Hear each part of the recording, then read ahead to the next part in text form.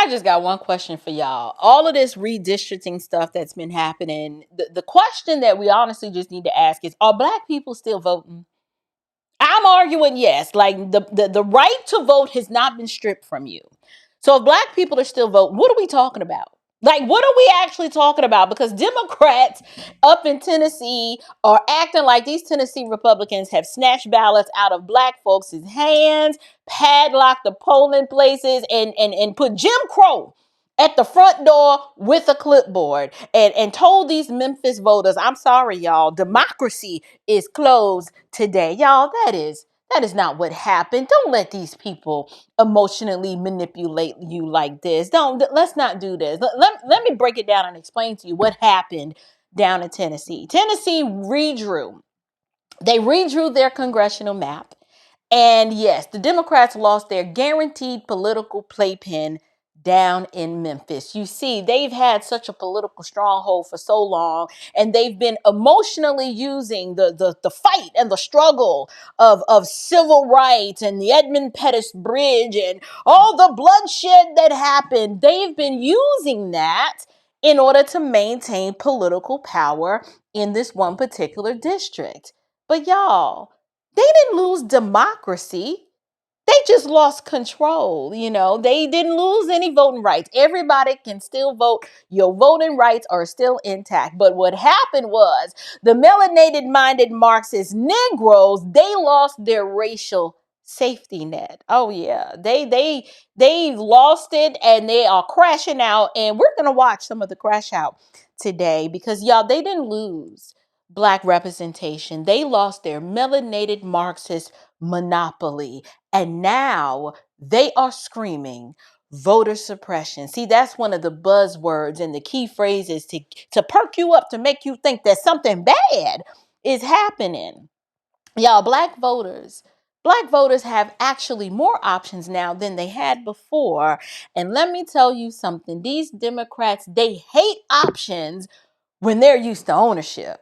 Okay, anytime you try to introduce a little friendly competition, that's when they crash out because that's when they know we're used to control. We're not used to competing. They are used to owning you like you are an electoral serf. So today, we're going to talk about this Tennessee redistricting meltdown. Yeah, we're going to watch the video of the crash out of Justin Pearson. But I want to explain, why was Memphis split up? Why have Democrats, why are they out here hollering like somebody repossessed the plantation mule? And why are Black voters are probably going to have more political power now and not less? Let's get into this. Grace and peace, you guys. Welcome back to Unshakable with April Chapman, where we discuss all things social, cultural, political, and theological from a biblical perspective. I'm your host, April Chapman, and welcome to today's show. So, y'all, what in the heck happened down in Memphis, Tennessee? Y'all, we got to start. Let me just first start with the basics. Okay, so Tennessee recently, they redrew their congressional map, and it's a huge controversy. I mean, they showed all the way out, acted a plum fool in the State House. Y'all can go ahead and see it here. Okay, y'all, that was intense. That was super intense. But here's essentially what happened. The old Memphis congressional map, the 9th district, that was the state's only majority Black congressional district. But it was also Tennessee's only, this is a red state, mind you, this was their only Democratic held congressional seat. So follow me. Red state, Tennessee, one Democrat held congressional seat. Now, Tennessee Republicans, they've redrawn the map. And instead of Memphis being largely contained in this one district, Memphis, which is the murder capital of the country, by the way, is now split across 3 congressional districts. And those districts are more favorable to Republicans. Why? You have rural and more conservative voters that were looped into this melanated Marxist district, and they were not being properly represented. So now the Democrats are screaming, okay? The NAACP may or may not be suing. I don't know. The Jew of all Jews, Steve Cohen, yes, he's upset. He's been here for 111 years representing the interests of these black Democrats, being a good massa. And now his power reign is over. And the whole civil rights industrial complex, y'all, they done put on their funeral clothes and they done come out, and everybody on the left is acting like Tennessee just marched black voters back into 1955. But that's not what happened. Okay, here is the question. The question that you need to ask so that you can determine if you're just being emotionally manipulated or if you actually understand what's going on. Question: are black people still voting? Answer: yes. Another question: can black people still run for office? Answer: yes. Can black people still donate to candidates? Answer: yes. Can black people still organize? Absolutely. The answer to that is yes. And here's an answer of something that you probably even have thought about this question. The question is, can black people, if they want, can they start a PAC? Yes. Can black people still I don't know, persuade their neighbors? Yes. So if the answer to all of these questions is yes, then what are we actually talking about? Can somebody tell me? We're not talking about voting rights. Don't let them use and weaponize the language of the 1960s to make you think that you are actually losing something. We're not talking about voting rights, y'all. We're talking about political entitlement. And those two things are not the same thing. Why? Let me explain. You see, voting rights means you have access to the ballot, right? I mean, last time I checked, I don't see nobody having their access to a ballot restricted. Political entitlement means that you believe that the district lines should guarantee your preferred outcome. You see the difference? See, voting rights, that just means that you can vote. If you want to, you can. If you don't want to, you ain't got to. But political entitlement means that these Democrats believe that they are owed the seat. Y'all, I hate to say I told you so, but how long? How long have I been telling y'all that these Democrats believe that you are an electoral serf? They own your vote. And if they believe that the serfdom and the electoral ownership that they've had on you for all of these decades is being threatened, well, they just gonna have to do something about it. They believe they own you, and that is where the wheels fall off this entire political wagon, because nobody is owed a congressional seat. Nobody is owed some racial political preserve. Yeah, it don't work that way. You don't get a congressional district that functions like a Democrat daycare center just because you're black and happen to be a Democrat. You're not owed guaranteed outcomes simply because you think that when you see the word civil rights and you say it with a little tremble in your voice and there's a press conference that automatically means that you're going to get what you believe you deserve. No. We're not gonna allow that dog to hunt because it simply won't. I told you. This has nothing to do with voting rights and has everything to do with political control. Memphis! Hands up! Memphis! Hands up! Memphis! Hands up! Memphis! Hands up! Memphis! Hands up! Memphis! Hands up! Memphis! Hands up! Memphis! You don't walk out like yourself. Move the back.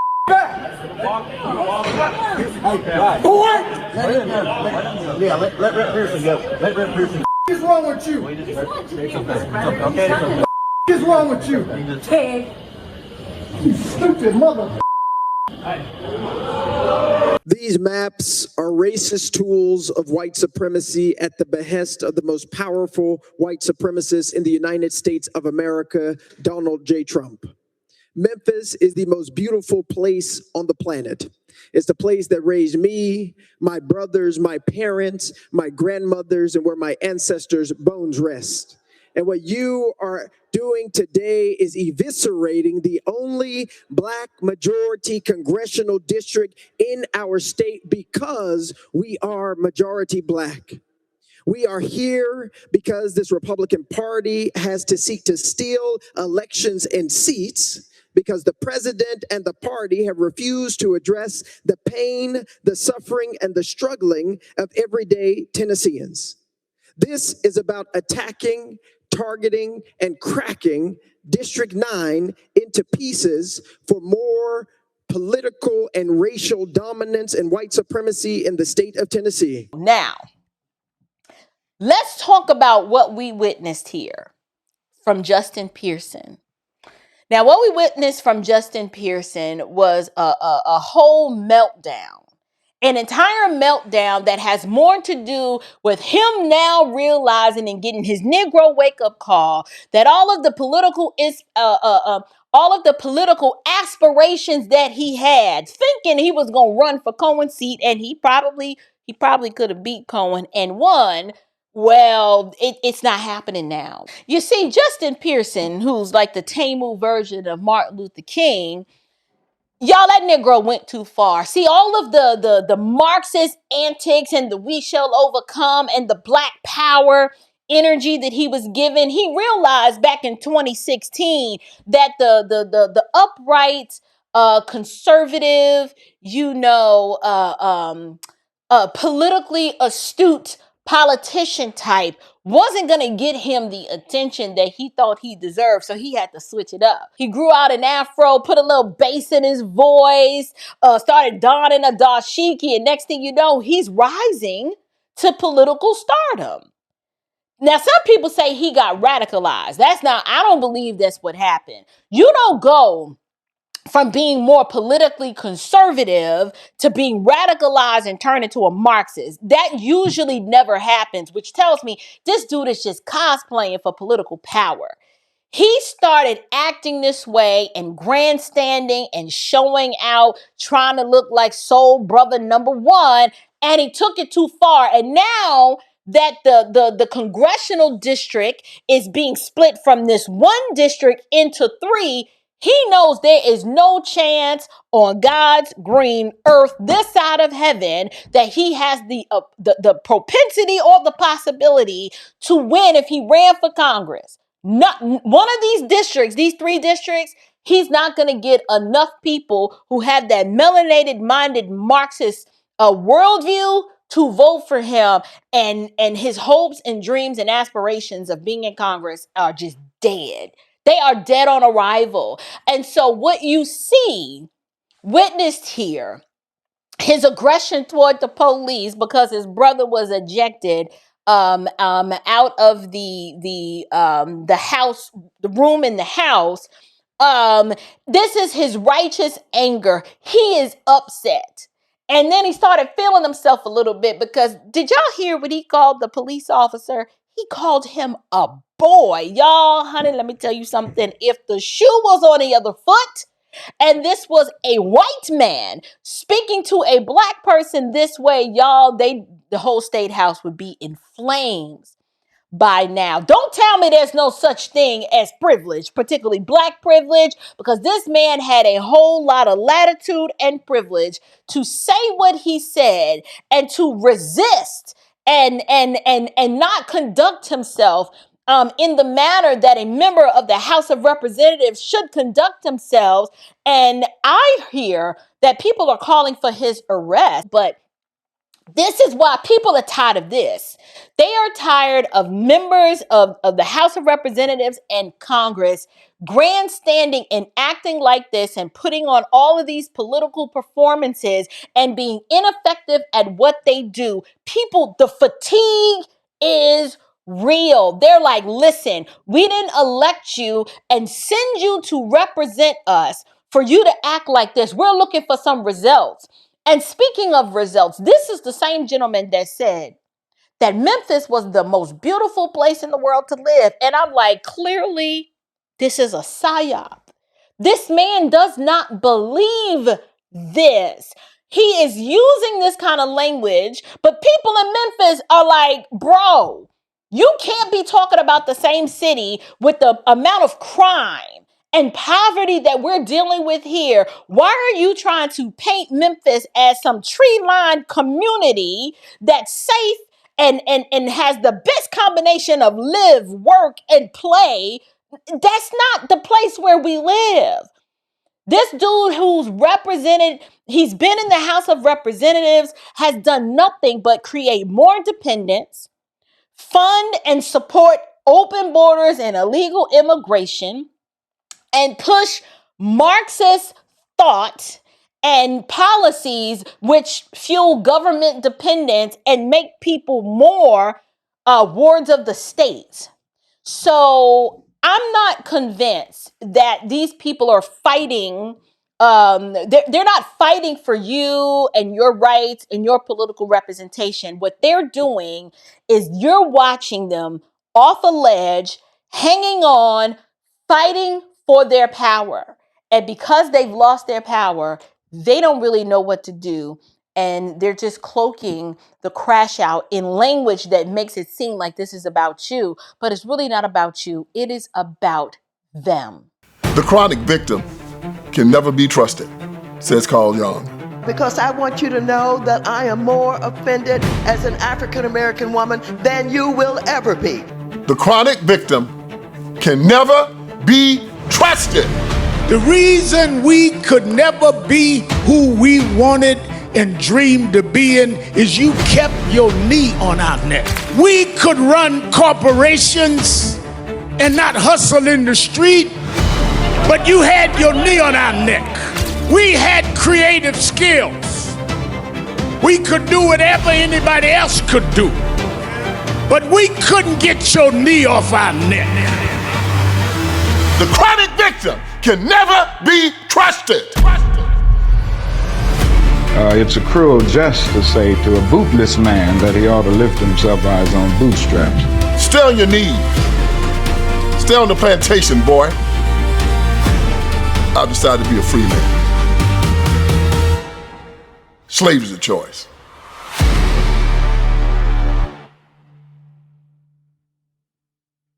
Okay.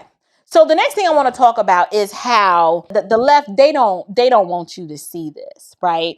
What they want you to believe that this redistricting is about Black people losing power, right? That's how they frame it. And they're calling this, this is racial voter dilution. And I'm like, no, that's not what this is, right?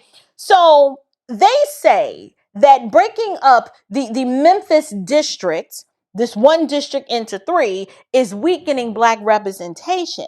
And they're saying that, this harms Black voters' ability to elect a candidate of their choice. But I'm like, no, I need you guys to notice the sleight of hand. Democrats are some shady jokers.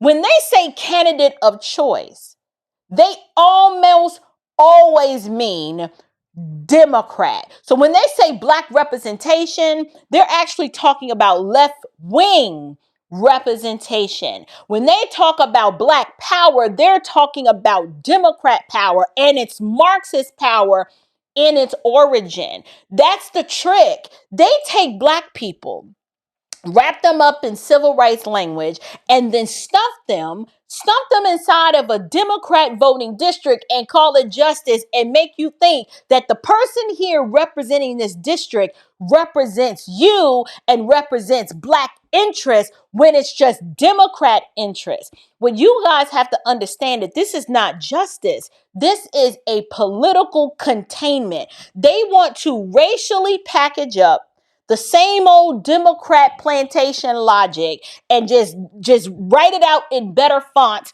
with a DEI statement and a Black History Month commercial to put the cherry on top. That's what this is. I mean, I just need us to be honest, y'all. This district was not simply producing random Democrats. No. This 9th district for a very long time was producing and protecting a worldview, a Marxist worldview, a big government, anti-God, anti-Christian worldview, a dependency worldview, a progressive worldview, a whole worldview that says, look, government is God and we here to help and the state is your provider. Oh, and racial grievance, that is the currency that we operate in. And so their goal was, look, if we can keep the people angry enough and keep them dependent enough and fearful enough, they'll keep voting for us while their neighborhoods collapse all around them. Like they'll never make the connection that the reason why they're getting these trash outcomes and that they're at the bottom is because of what we're doing in our policies. And this is how they want you to believe or to convince you that this is representation. And I'm like, no, what they've been doing time and time again in this district and in so many districts in and around the South has been exploitation. These black Democrats in particular, now Cohen ain't a black Democrat, but he might as well be. They've been exploiting and profiting off your pain for decades. So let me just say it clearly. This is not primarily about race. They're using race as the smokescreen, but it is not primarily about race. This is about ideology. It's about ideology because the representatives and the political class that's coming out of these districts, they've not simply been just Democrats. They've been Marxists. They've been pushing Marxist policies, heavy government control, racial resentment, more dependency, all of this federal program bureaucracy, more low-income housing, more government intervention, more sanctuary-style priorities and educational outcomes that suck and are in the trash. All they've been doing is pushing, give us free. How can we give you more benefits? How can we control more of your life and redistribute and take from this group and give to another group? All of this emotional blackmail. That's what this has been.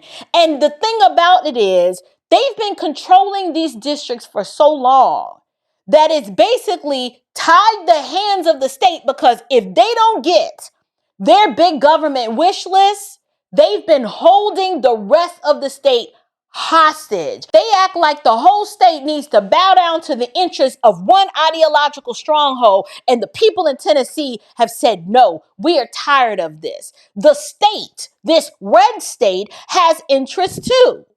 The rest of these voters have interests too. You have rural voters who don't have the same needs as the melanated-minded Marxist Negroes that are in charge. People in the suburbs don't want all of this, these anti-God, anti-Christian ideals. There are conservative voters who they have interests and Christian families that are seeing the direction and the trajectory that the Marxist-minded Negroes that have been in charge, and they don't want that. Small businesses are like, we can't thrive because every time we try to grow and flourish and function in our freedom, here come these representatives right here. You got the parental interests in charge that have to fight against those who want more trans ideology and the trans kids in women's sports, all the ubiquitous, the LGBTQ stuff inside of the curriculums. You have taxpayers of all different persuasions and stripes who have interests. And here's the part that nobody wants to discuss when it comes down to this Tennessee redistricting situation. Tennessee is a conservative state. It has a Republican governor. So why should Tennessee be forced to preserve one congressional district as a protected habitat for all of these left-wing big government politicians? Why would they do that? It's because Democrats found out that if they just slap race on it, and if they just put black voters inside the district and say, do not touch our map, that everything was just going to be okay. And no, that is not how representative government actually works. These congressional districts, they don't belong to the Democrat Party. Now, they think they do. I told y'all they believe that these voters are their electoral serfs. But black voters don't belong to the Democrat Party. Memphis does not belong to the Democrat Party. I don't give a darn that Martin Luther King Jr. was shot there. I don't care that the labor unions and all the other things that happened in Memphis that is of historical significance happened there. In fact, we need to shed the light and shed the truth about Memphis and Martin Luther King Jr. and this whole civil rights operation of the 1960s, how it has drug us down to the pit and how they've been using your ignorance in order to make you think that everything that came out of the civil rights movement was for your benefit and for your good. No, it was for Democrat benefit and for Democrat good, and to put black Democrat politicians in power in perpetuity at your expense. I stand by that statement. I'll defend and I will debate anybody against that statement. I dare you to challenge me on any of the statements that I've made and show me where it's not true. You know why? Let's look at the outcomes. Let's look at the results. Is Memphis trash or is it not? They've been in power for decades. How has it improved? It is not.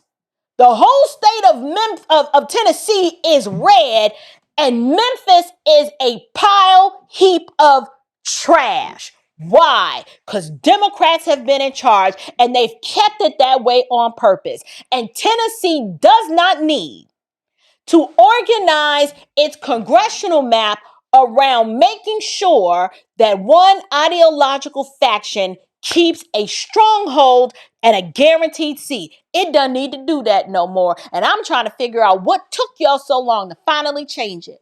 But you know what? You got too many black leaders who've trained black voters to believe that power means being packed into a safe Democrat district and then waiting for some melanated Marxist to show up every 2 years with a campaign flyer and a civil rights slogan and a Juneteenth brunch and a promise for what? More free stuff. No, that is not power. That is dependency. And I've been telling you that this dependency has been dressed up as representation for a very long time. And what has it gotten you? Nothing. Just empty talk. You're at the bottom. Your outcomes are trash. There's a proverb that talks about in all of your toil, there's profit. But mere talk, you just running your mouth, only leads to poverty. That's what the Congressional Black Caucus and all of these melanated, Marxist-minded Negro Democrats have been doing for y'all. All talk has led to your poverty. No results. And what we've had for far too long is a bunch of talk. Racism talk, oppression talk. Oh, I'm a victim. Your knee is on my neck. The systemic racism. We need diversity and equity and inclusion. Oh, don't forget the reparations talk too. Listen, we're all tired. Okay, we are so tired. We are tired, but a new day is here because at some point you've got to build something. And we're waiting to see what are you Negroes gonna build? Okay, at some point, you've got to stop begging and waiting for Democrats to save you and start operating like free citizens. And the breakup of District 9 in Memphis and breaking up into 3 districts is finally the day where the Democrats who've made a political career out of teaching black people how to beg, now they're going to have to compete. They're going to have to compete now. And that is the part that nobody saw coming.